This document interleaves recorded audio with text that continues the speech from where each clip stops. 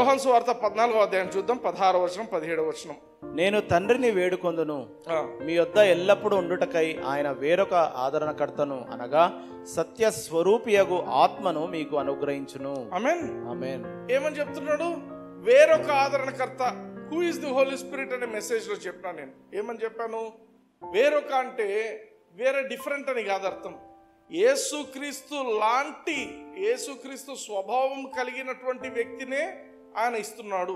ఆమేన్. Replacement యేసు ప్రభుకు. నేను తండ్రిని వేడుకుంటాను, ఆయన మీకు కొంతసేపు ఉండిపోవడానికి అన్నాడు. అక్కడ ఏమన్నాడు చదవండి.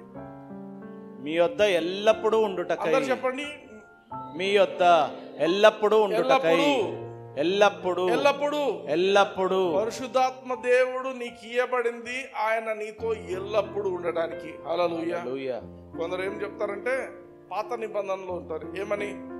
సంసోను తప్పు చేసి ఆయన వెళ్ళిపోయాడు, మళ్ళీ అవసరమైనప్పుడు. అది ఓల్డ్ టెస్ట్మెంట్ లో జరిగింది. కానీ న్యూ టెస్ట్మెంట్ లో he lives in you and he lives with you. అక్కడ ఉండే మాట ఏమంటాడు ఇంగ్లీష్ లో చదవండి.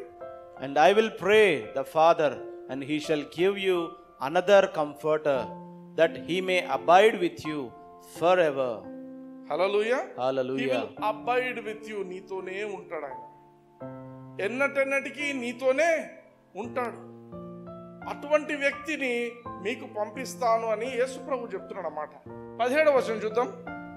లోకము ఆయనను చూడదు, లోకము ఆయనను చూడదు, ఆయనను ఎరుగదు. అంటే లోకస్తులకు పరిశుద్ధాత్మ దేవుని గురించి చెప్తే వాళ్ళకేం అర్థం కాదు.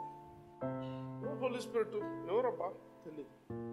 కానీ వాళ్ళకి కావాల్సిందేంటి? యేసు ప్రభు. ఆమేన్.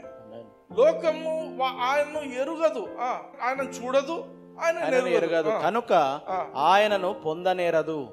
మీరు ఆయనను ఎరుగుదురు, ఆయన మీతో కూడా నివసించును, మీలో ఉండును. హల్లెలూయా. హల్లెలూయా. మీతో ఉంటాడు, మీలో ఉంటాడు అనే మాట చెప్తున్నాడు. హల్లెలూయా. He will dwell with you and he will be in you. లోకము ఆయనను ఎరుగదు, లోకము ఆయనను చూడదు, కానీ మీకు తెలుసు. హల్లెలూయా. హల్లెలూయా. ఆయన మీతో కూడా నివసిస్తాడు, మీరు ఎరుగుదురు. ఈరోజు బాధాకరమైన విషయం ఏంటంటే మేము క్రైస్తవులో మన పెద్ద సంఘాలుండి ఎక్కువ మంది ఫాలోవర్స్ ఉన్న వ్యక్తులందరూ కూడా పరిశుద్ధాత్మ దేవుడిని ఎరగను అన్నట్టుగా బిహేవ్ చేస్తున్నారు. పరిశుద్ధాత్మ దేవుడు అంటే లేడు, అయిపోయింది ఆ కాలం అన్నట్టు బిహేవ్ చేస్తున్నారు. పెద్ద తప్పు. మీరు ఎరుగుదురు. ఒకవేళ నువ్వు ఎరగటం లేదంటే నువ్వు ఇంకా ప్రపంచ సంబంధమైన వ్యక్తివి. నువ్వు ఎరుగుతున్నావు పరిశుద్ధాత్మ దేవుణ్ణి అంటే నువ్వు క్రైస్తవు. Hallelujah. Hallelujah. That is the litmus test. ఇక్కడ నువ్వు ఏమి చేస్తున్నావు? నువ్వు పరిశుద్ధాత్మ దేవుని నమ్ముతున్నావు అంటే నువ్వు క్రైస్తవుని. పరిశుద్ధాత్మని కార్యాలు, పరిశుద్ధాత్ముడు లేడు అంటున్నారు అనుకోండి, నువ్వు అవతల అంటే వరల్డ్. హల్లెలూయా. హల్లెలూయా. ఆమేన్.